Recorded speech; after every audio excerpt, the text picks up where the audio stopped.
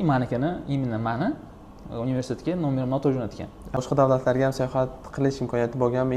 Toshkentdan Farg'onaga borishim chem Yevropani bitta davlatdan ikkinchi davlatga borishdan ko'ra qimmatroq bo'ladi. ID kartasi bo'lsa, Schengen zona butunizga ochiq degani. Atkaz olamanmi, yo'qmi? Latviya borish xohlagan davlatim bo'lmagan. Sabab depressiya, 18 yosh, 19 yosh, haftasiga 50 yevrodan tushadi. Shu xarajat qilib olib kelib, Latviyada qolib ketsangiz ham bo'lardi-ku. Qo'boq o'tganda cho'rni ishda ishlardim. Ya'ni oila qurasiz, masalan, O'zbekistonga qaytishingiz bor, O'zbekistonda nima qilaman? Oshpaz bo'lib ishlaymanmi?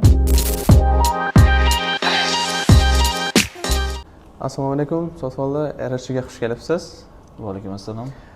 Siz ISMO universitetini muvaffaqiyatli tamomlagan studentlardan birisiz. Shu sababdan sizni o'zimizning ofisga taklif qildik. Kichkina intervyu uchun. Rahmat taklif uchun. Xursand bo'ldik. Xo'p, demak boshlasak bo'ladi. Xo'p, birinchi savolimiz Latviyaga ketishdan oldin eng ko'p nimadan qo'rqgansiz? Menimcha hammada bo'lsa kerak, shu dokument to'g'rilayotganda dokument jarayoni, viza topshirish, atkaz olamanmi, yo'qmi? Menda o'zi qiziq voqea bo'lgan. Latviya borish xohlagan davlatim bo'lmagan, boshida Koreya. O'sha paytda imенно avj olayotgan universitetlarga ko'proq talaba topshirardi O'zbekistondan. Men ham hamma qatori shu Koreyaga topshirishga harakat qilganman, lekin firma, noto'g'ri firmaga bog'lanib qolib, ular ya'ni oxirida что universitet bizga telefon qilish kerak bo'lgan intervyuga, hamma nomerini to'g'ri yozishgan intervyu uchun, manikini именно mani universitetga nomerimni o'tib jo'natgan firma direktori. Shu sabab depressiya, 18 yosh, 19 yosh, qayergadir uchib ketmoqchi bo'lganman. Toshkentga kelib, do'stlarim bilan aylanib yurib, shu именно выставка bo'layotgan jarayon bo'lgan.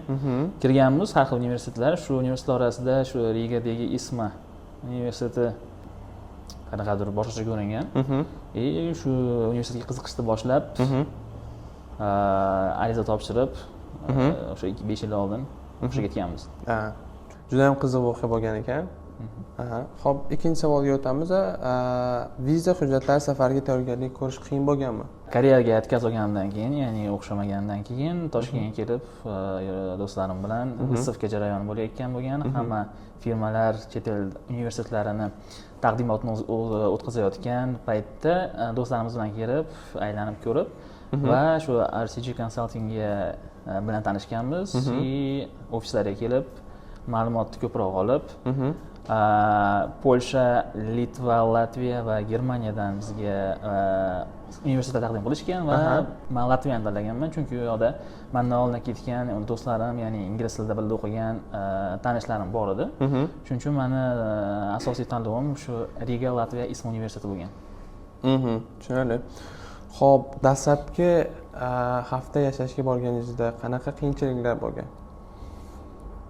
Men borgan payt 2020-yil 6-mart, ya'ni chegaralar yopilishidan bir hafta oldin edi, karantin payti. Shu menimcha oxirgi reyslardan biri borganman. Universitetdan borishimga, ya'ni ochniy o'qishda atmen qilishgan, hammasi onlaynga o'tgan, ish yo'q, ko'chaga aylangan, chiqamansiz. Jamoat transportlari ishlamaydi, hamma yoq maskada, qanaqadir bir depressivniy holat bo'lgan.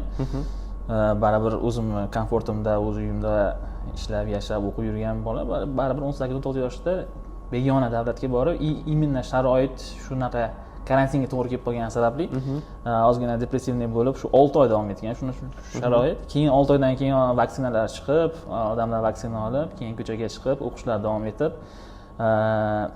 ishlarga borib, qanaqadir jamoatga sotsiallashishga harakat qilganmiz. Tushunarli. Xo'p, til bilan muammolar bo'lganmi? Til bilan muammolar bo'lgan. Latviya o'zi asli postsovet davlatlardan biri bo'lganligi uchun hatto rus tili va ingliz tili tushunishadi, lekin baribir asosiy tili davlat tili, latish tili. Ko'p masalan student bo'lib baribir borishdan maqsad asosan biz o'zimiz ham o'qib, ham ishlab, o'zimiz ya'ni ta'minlashga harakat qilganmiz va ishga kiraman deganingizda asosan birinchi bo'lib talablari davlat tilini bilishida. Bizda u narsa bo'lmaganligi uchun boshida qiynalganmiz. Lekin men rus maktabi bitirganman. Rus tilida baribir gaplashib, til topishib, intervyulardan, suhbatlardan o'tib, birinchi ishimiz oshxonada, ya'ni sushi barda sushi qilish bo'lgan. Tushunarli. Xo'p, oylik byudjetingiz taxminan qancha bo'lgan? Ya'ni oylik topishimmi? Da. Topishim boshlanishida shu 2020-yil karantin paytida smena ham kam berardi. Aytganimdek, sushi barga povar bo'lib ishga kirganman. 800 yevrodan boshlangan, keyinchalik shu 5 yil davomida o'qish davomida ham ishlab o'qib yurgan bo'lsam, keyinchalik shu soatiga, ya'ni qancha tajribasi ko'paygan sari ko'proq to'laydi, soatiga 11 yevro gacha ishlaganman. Xo'p, oyiga qancha sarf qilardingiz? Xo'p, oylik 100 yevro kvartiraga ketardi, yana o'rtacha 80 yevro plus minus kommunalkaga, yozda arzonroq, qishda qimmatroq. Keyin oziq-ovqat. Agar ko'chadan yemoqchi bo'lsangiz, o'rtacha bir marta ovqatlanishingiz 8 yevrodan 15 yevrogacha bo'ladi.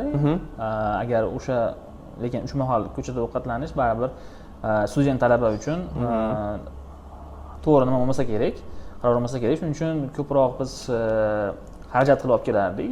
4 ta o'rtoqlarimiz birga bo'lib xarajat qilib olib kelib, xazinaga to'ldirib, o'zimiz ovqat qilib yerdik. Haftasiga 50 yevrodan tushadi shu xarajat qilib olib kelib, uyda yeysiz, masalan 3 mahal ovqatingiz, nonushtangiz, obed, kechqurun. Men ko'proq povar bo'lib ishlaganim uchun, ya'ni oshpaz bo'lib ishlaganim uchun sushi barda pitaniyadan muammo bo'lmagan. Ko'proq oshxonada bo'lgan. 12 soat ishlardik, shu nonushta ham oshxonada, obed ham, kechqurun ham ovqatlanish ham oshxonada bo'lgan.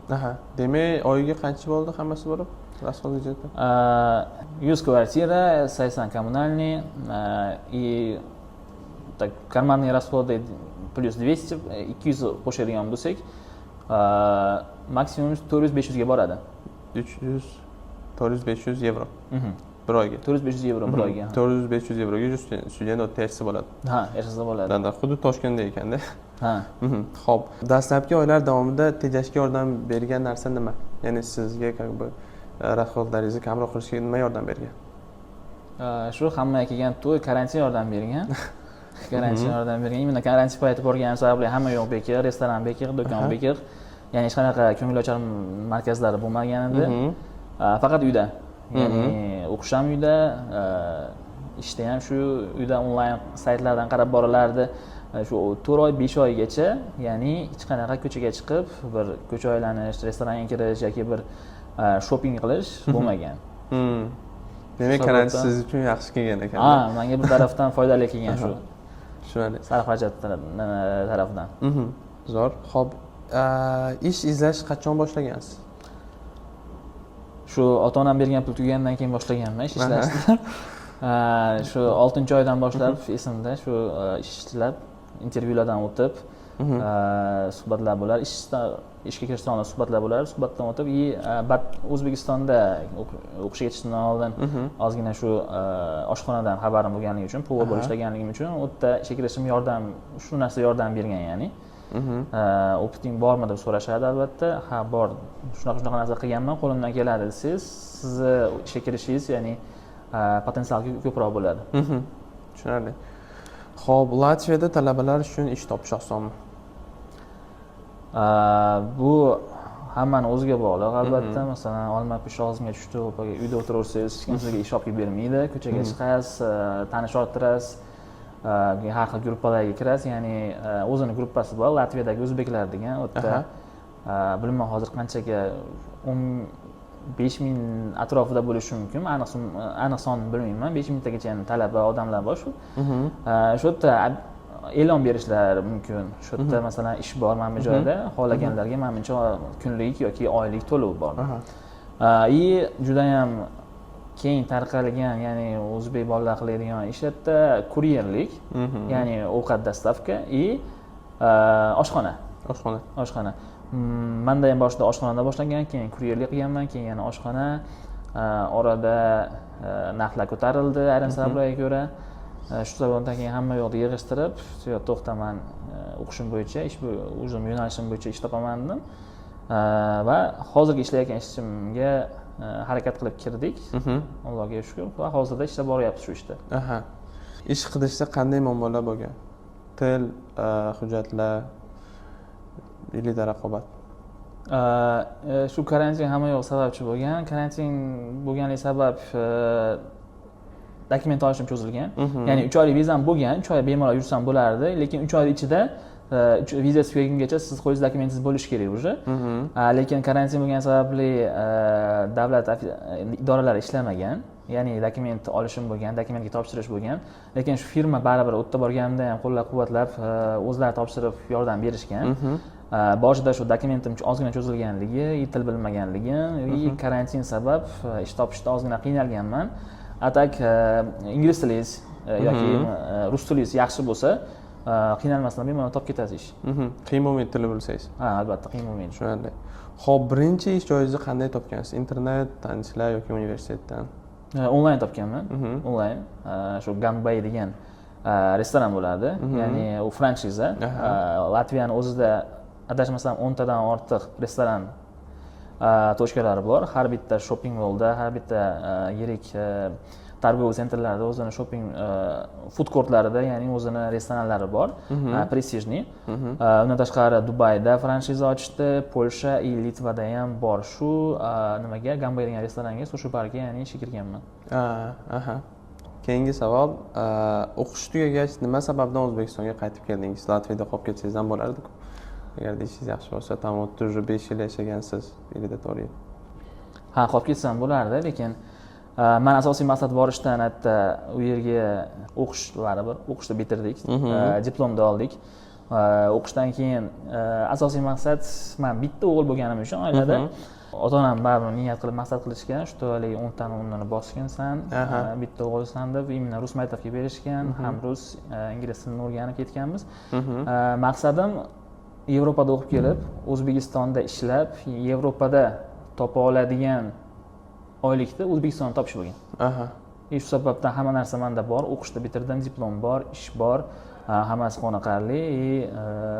O'zbekistonga qaytib, bu yerda ham rivojlanib, o'sib, o'zimiz karyeramizni boshlab, oila qurib albatta. Shu asosiy niyatlar, shu sababdan qaytib keldik. Xo'p, keyingi savol, o'tdan kelganingizdan keyin doimiy ish topish oson bo'ldimi? Keyin olgan diplomingiz yordam berdimi bu yo'lda? Men hali diplom olmasdan turib, ya'ni o'qishim 3-kursligimda Business Class degan Amerika kompaniyasiga intervyudan o'tib ishga kirdik. Bu kompaniya aviabiletlar, Business Class aviabiletlarini ancha diskount narxlarda, ya'ni bozorga nisbatan ancha arzon narxlarda odamlarga, ya'ni iste'molchilarga taklif qiladi. Bizning fokusimiz asosan Amerika citizenlarga, ya'ni fuqarolariga, Amerikadan dunyoda xohlagan burchagiga aviabilet, ya'ni biznes va premium yoki birinchi klass biletlarni sotamiz.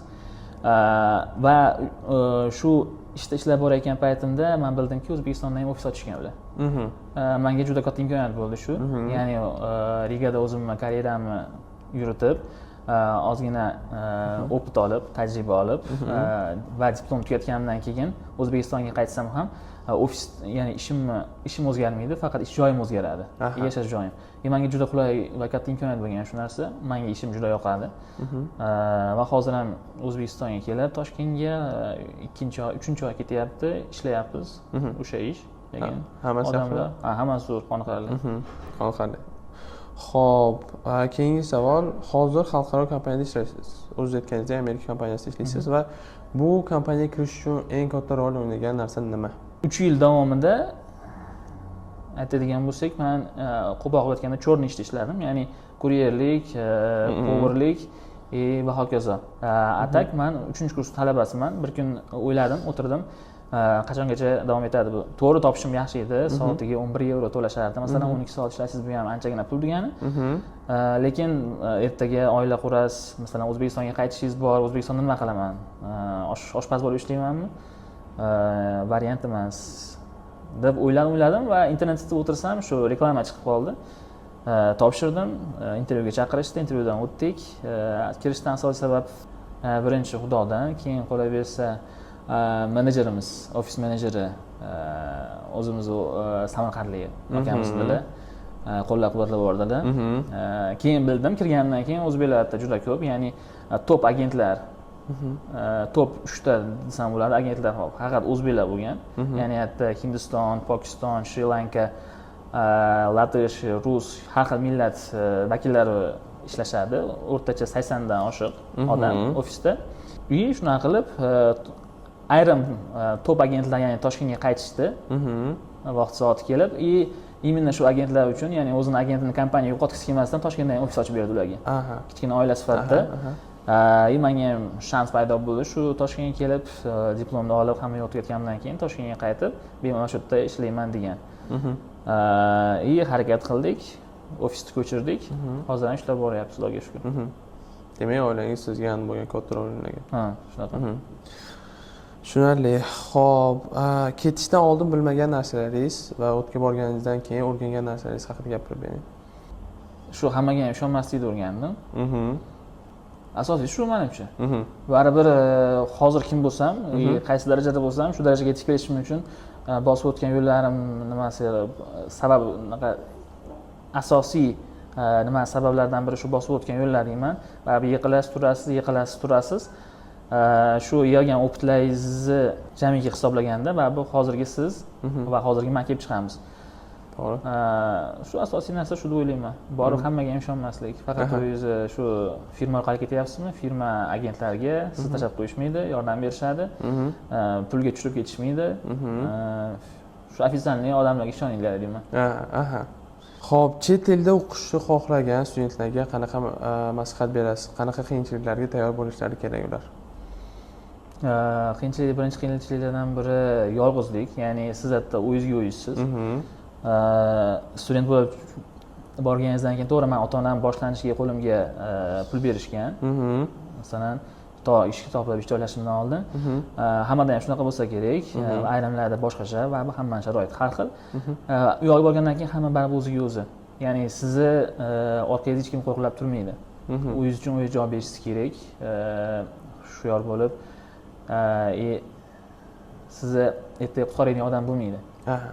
Ya'ni qadam bosishdan oldin bir-ikki marta o'ylab turib, yaxshilab, shu narsa arziydimi, arzimaydi. Shu narsani o'ylab keyin qadam boshlashni yaxshiroq deb o'ylayman. Demak, o'tib o'zingizga o'zingiz borasiz. Faqat o'zingizga hech kim yordam bermaydi. Xo'p, Jumhuriyat qonuni. Xo'p. Ko'chib borganingizdan keyin dastlabki oylar 3 ta kerak bo'ladigan narsalar haqida gapirib bering. Birinchi bo'lib menga kerak bo'lgan narsa motivatsiya. Chunki komfort zonamda yashadim. 18 yil, 19 yil ota-onam hamma yonimda edi, atrofimda, ya'ni o'zimga berdim, lekin nimadir bo'ldiki, bordim. Borgandan keyin o'zimni hozir ham o'sha ahvolimni eslayman, ya'ni kvartirada o'tiribman, shokdaman prosta. Nimaga keldim, qayerga keldim, nima qilaman bu yerda? Ya'ni yaqinda uydagilar, kechagina uydagilar oldida edim. Hozir uzoqdaman. Qanaqadir depressiya bo'lgan baribir. Depressiya bo'lgan. Bilmagan joyingiz, bilmagan odamlaringiz, yaxshiyamki menda tanishlarim bo'lgan, o'rtoqlarim, boshqa mendan oldin bo'lgan, o'qib yurishgan bolalar bo'lgan. Birinchi o'rinda motivatsiya. Shu narsani depressiyani yengib o'tish uchun. Yangi narsalarga o'rganish, yangi narsalarni o'rganish, intilish, harakat bo'lish kerak. Harakat bo'lish kerak. Ya'ni oldinga intilishga. Sabr. Uchinchisi sabr. Demak, 3 ta shu narsalar ko'proq kerak bo'ladigan narsalar. Birinchi oyga, ya'ni yangi davlatga borgandan keyin motivatsiya, harakat va sabr bo'lsa, ancha osonroq bo'ladi. Xuddi shunaqa. Xo'p, Latviyaga borgandan keyin boshqa davlatlarga ham sayohat qilish imkoniyati bo'lganmi? Keyin qimmat bo'ladimi, arzon bo'ladimi, studentlarga qanaqa bo'ladi? Shu haqida gapirib bering. Eng zo'r joyi. Ya'ni qo'lingizga Latviya davlatini dokumenti tushgan, ya'ni ID kartasi bo'lsa, Schengen zona butunizga ochiq degani. Xohlagan joyga borasiz. Aviabiletlar juda arzon, ya'ni bu yerda Wizz Air, ya'ni Abu Dabiga qatnaydi-yu Toshkentdan. Xuddi shunaqa low cost airlinelar bor yerda. Ryanair, Air Baltic masalan. O'rtacha 40 yevroga, ya'ni bordi keldi bilet ba'zan agar omadingiz kulib qolsa yoki faqat bordini o'zi 40 yevro, qaytishini o'zi yana 15 yevro darajada shunaqa holatlar bo'lgan. Ya'ni men hozir aslida Farg'onadan bo'lsam, Toshkentdan Farg'onaga borishim Yevropani bitta davlatdan ikkinchi davlatga borishdan ko'ra qimmatroq bo'ladi. Shunchalik darajada haligi vaziyatga qarab arzon yoki qimmat bo'lishi mumkin. Qimmat emas. ko'p davlatlarni ko'rdik, Pribaltikani butunlay ko'rdik. G'arbroq Ispaniya, Italiya, Inter bilan qaysi komandanidir nimasiga tushdim. Dastxatlar bilan futbolka такой nima qilib esdalik uchun oldik. Futbol matchiga borgan. Futbol matchiga, San Siro stadionida Milanda. Parij, Lisabon. Shu aslida asosiy shu 5 davlat menga yoqqan. Demak, Latviya vizaga olgandan keyin уже boshqa davlatlarga bemalol chiqsangiz bo'ladi. Tushunarli. Sofolda aka, rahmat kattakon shunaqa juda ham yaxshi intervyuga va shunaqa yaxshi javoblarga. O'ylayman bu suhbatimiz studentlarga juda ham manfaatli va foydali bo'ladi. Taklif uchun rahmat. Agarda siz ham Yevropada o'qimoqchi bo'lsangiz, Arashi bilan ishlang.